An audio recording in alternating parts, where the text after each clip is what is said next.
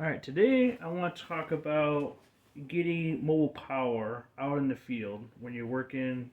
For my applications, I'm a controls engineer, so I'm in and out of automotive manufacturing plants, and sometimes you're at a station where you don't have a wall outlet next to you, and you have a laptop, and it's dying on you, and you still got to be on the job, and you got to keep going.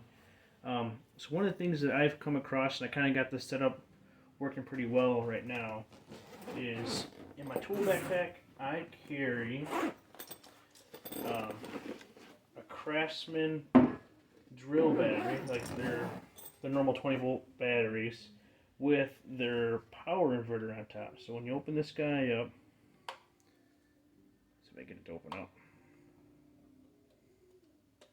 You have 120, so you have 120 volt outlet. I think it's 110. 110 outlet. And there's also a couple of USB ones on here too. So you have a USB port and a USB-C port. And so with this, I can extend my work laptop an additional 2 to 3 hours in the field without having a wall outlet. And so pretty much what I do is, if I'm working in the field, I try to charge my laptop every day before I go out.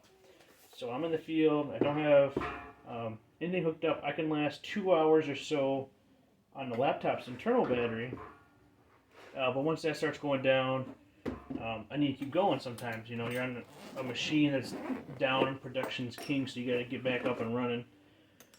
So what I'll do is I'll plug this in and kind of show you like what I do. So you can run an external, so this is like your wall outlet power adapter for your laptop. So this is taking 120 going down to Dell's, I think we're at like 19 volts and some change. So that's what's happening here.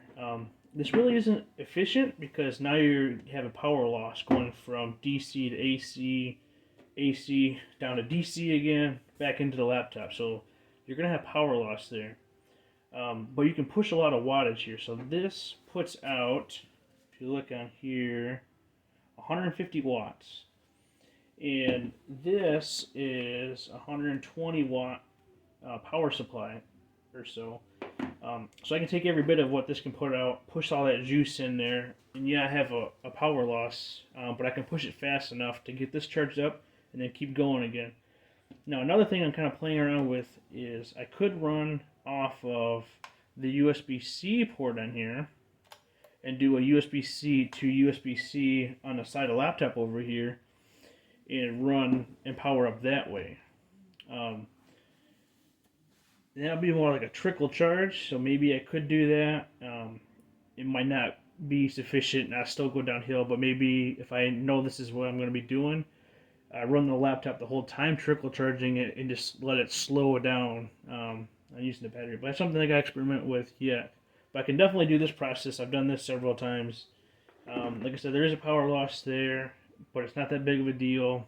If you need the power, you need the power in the field. So yeah, I mean, I know other manufacturers make these inverters for batteries. I think most of them do. Cobalt has one for like their 40 volt line. The other important thing is I wanted to be able to fly with this. So I think with the airlines you can do 100 watt hours. So with this I get 80 watt hours here. And then you got the batteries in the laptop too. So I mean, I think you're capped at 100 watt hours across the board.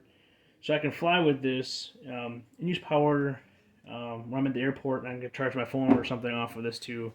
And then just charge it up once I get landed wherever I'm going. I'll carry the charger for this in my checked baggage.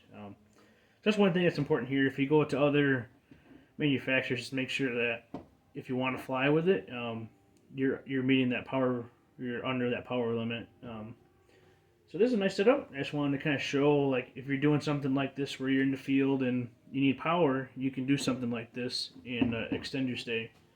So yeah, all right, see you guys.